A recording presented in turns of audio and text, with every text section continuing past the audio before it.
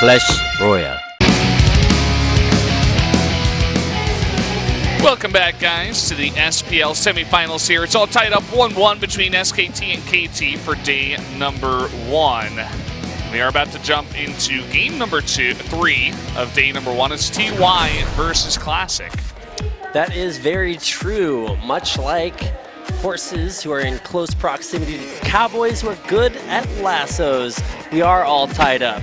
And that's going to take us to our third game of the night. You win for it, man. Versus Classic on Dusk Towers. We talked about how good a map that is for Protoss. So maybe Classic will be, the recipient of that the Protoss buff here coming out. But that was a KT stat, and they are fielding a Terran here. That Terran is TY, but he's going up against Classic, who also has a slightly upward yellow arrow, Valdez. Yeah, they're both on the same playing field, I suppose you could say, which is slightly sloped up. But it's going to be a fun match. TY, I think he's going to have something very specific in terms of the way he wants to play this map, because you can't just really play a straight-up game against Protoss. You can't really let them control the tempo, because if you let them begin to put on pressure, start warping stuff in your back door, start harassing you while they take the earliest third base of all time, you're just going to lose the game. We've seen it so many times. Zest and Stats, they put on a lesson every single time they play this map for PvT. And I'm sure that TY has studied a lot of that and has learned exactly how to counter that, or maybe just one of the ways he wants to handle it. Sometimes it's a lot of drops. Sometimes it's, Maru went for a drilling claws build on this map. Right. Just trying to put on as much pressure and control the game from the get-go.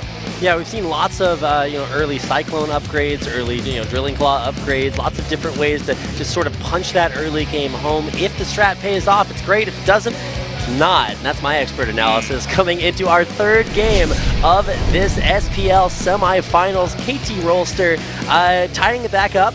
You can see the stats as far as their matchup here. I mean, it's looking pretty good for TY when you just look at the race scores. It's pretty good against Protoss. Yeah, he's 5-1. He's 4-3 against Classic here overall.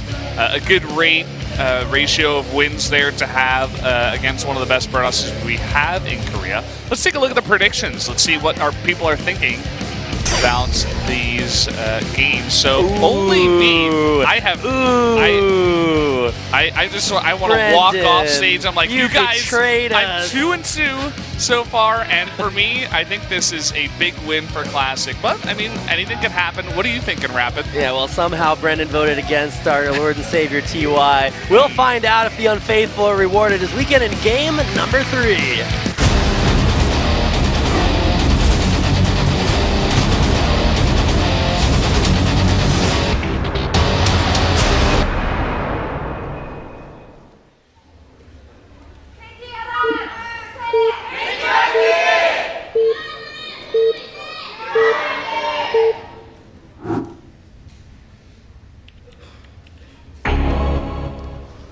Up in the top right in the red for KT Rolster, the Terran player is TY. And down in the slightly lower left-hand corner of the map, the Chin Toss. It's Classic. This guy has been on a bit of a roll recently. He's been showing great games. He was very, very confident in his GSL interview as well. Oh, hello. So got some nice fans down there. Big fans, man. Yeah, coming down to watch the games.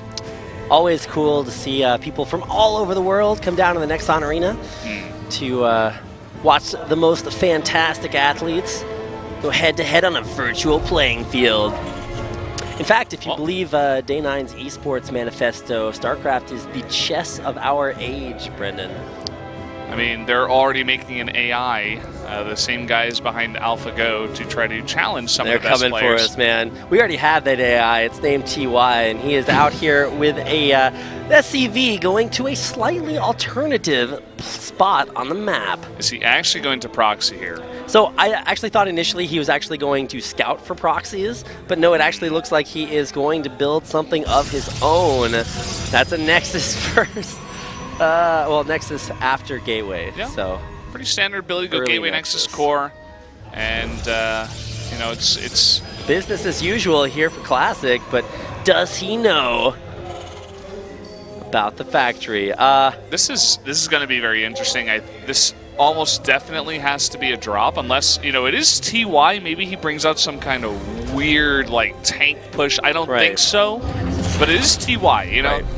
So if you proxy your barracks, then the scouting probe can actually just go up to the front of your base, see, hey, there's not a barracks here, and then something's up.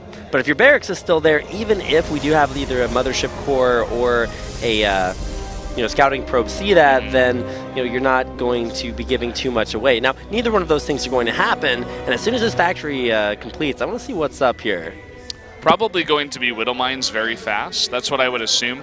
I was saying that before, you have to get some pressure onto the Protoss early on in this map, and Widow Mines are one way to do it. Okay. Maru went for the super, he didn't his main, but he did go for Drilling Claws. It comes a lot later. This is a drop that'll get into your Protoss's main about as fast as possible.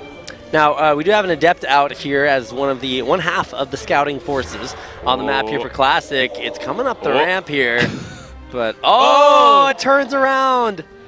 That's that feeling when you walk right by a dark alleyway and you're just like, but I have a strong sense of adventure, and then you're like, wait, no, I'm actually intelligent. Oh my God! No way! He's gonna scout it. There you go. Oh my God! He knows. He's seen it with his Adept. What a literal god, Brendan. This is so sick. Not only does he see exactly what's coming his way, he'll be totally in position to deal with that. And, I mean, there's really no downside for Classic. He immediately turns around his mothership core. He sends his Adept back. As you said, he's seen all he has to see. Yeah, he immediately puts down a robotics facility. He'll probably make a Phoenix here. But this is coming in really fast, even so. So let's see how he can defend here. I just want to see how he's going to make a Phoenix from his robotics facility. But well, he does have that Stargate out already. Very true. And there's the Phoenix. Wow, you're so good, Brendan. How many command centers are there out on the map? That would be a 1, because he is one basing it up here. Where do these Widow Mines go? And that is back out of the base. They can't drop out. They're going to be sniped right away. There's the mothership core back here as well. Okay, he's trying to beat them over here. Okay, well, he is going to get both of them to burrow. That actually could be a great hit on the probes. Gets 3. Yeah, not the best splitting here from Classic, but he does minimize a lot of the damage. And he knows that he cannot pick up those Widow Mines from here. They'd just be picked off. But as you said, this is a 1-base build, so this is not over just yet. And now a Liberator and a Cyclone. TY, this is the budget Noah's Ark build where you just get one of every unit. What's coming up next here? We need a Hellion. Okay. Oh, man. Oh, the Spider. Okay, I always call them the wrong kind of mines, guys. Apologies there, but look at this pressure on the front. I mean, this is really cute. He's got a ton of Marines coming up from behind. If this still continues to work for TY, like, oh my God, this guy is actually the greatest. But we'll find out. He's got a decent amount of Phoenixes, and with these shades coming in, is this the committal? Classic is going to go for? No. The Classic, he has not used a single overcharge until this one. I think he knew that this was coming, or at least he just felt safe enough that he did not have to overcharge. But he's going to have a lot of overcharge energy here to hold off this push. He also has to continually keep pulling his SCVs off of that the natural, because of the Widow Mine that is actually there. Now 2 Liberators out here. They are starting to take a little bit of damage. We do have the Marines actually dealing a lot with the ground forces here, and oh my God, those Phoenixes are actually so low. Yeah, I'm not sure about the committal at that point. Now look at this one pylon. If he can focus that down. Oh, he's actually going to try to keep that lock-on maintained, and it's actually going to take it out there. No, Artosis, why? Just gets back to Korea, and he's already building pylons again. That means no Immortal here, and that's going to be a GG. Oh my God! TY does it with a great 1-base build on Dusk Towers. You thought it couldn't work, but it worked. This is where he pulls out that bottle of chrome spray paint and goes, "Witness me," because he is pulling off the sickest moves in Pro League tonight. KT. 2 games away from the grand finals. Well, I have to say that's not the way I thought that map was going to play out here, and it was just a great best of 1 build by TY. He came in, he's like, no, I'm not going to play the long game on Dusk Towers. I'm gonna, and even though Classic scouted it, scouting it is only half the battle, knowing is only half the battle, and he died to the follow-up push. That's true, man. You got your foot stuck on the train tracks. You can see TY coming, but you cannot stop him, or at least Classic can't. So that's going to be another win for KT Rolster. Oh my God, this is actually so exciting to watch, just to be a part of. I mean, it's a telecom war, so you already kind of know you're in for a good show, but oh my God, this is actually so cool. And we still do have some of the best parts of SKT's roster coming up. Dark will be guaranteed to at least see him fielded, and always an exciting day. So now, TY, you've used up that win. It's going to be exciting to see how the rest of KT can do. Yeah, as I said, this is not what I expected, so KT actually in a bit of a better spot here. And game number 4 for me is kind of a weird one. It's hard for me to call. You know, I had to pick Impact at the end of it all, but both Impact and Trust, they do not have a lot of results. They haven't played a ton of games in Pro League. I don't know how good they are at best of ones. Trust, you know, the most games we saw from him was SSL Challenger, where he had to play 10 games in one day, where he went 5-0 in the morning, and then he went 0-5 in the evening, and had to play that that tiebreaker best of 1 against SOS, which he did win. So he's got the potential, but so does Impact. Impact, I think he had a couple of short runs in GSL, you know, like round of 32s, where he played some great games, and it really could be anyone's game here. It's going to be on King Stadium Station for game number 4. Yep, classic map. We're bringing it back, and it's going to be Trust versus Impact. Now, I mean, Impact, we've all seen him do some super sick moves. I think one of my favorite times watching him play was like a ZBZ in GSL, where he like hit a few Zerglings and then brought them back in to block off the ramp from behind. It was actually the sickest thing I've ever seen. But he's going to be another Zerg player coming out here against Trust, who is in fact a Protoss.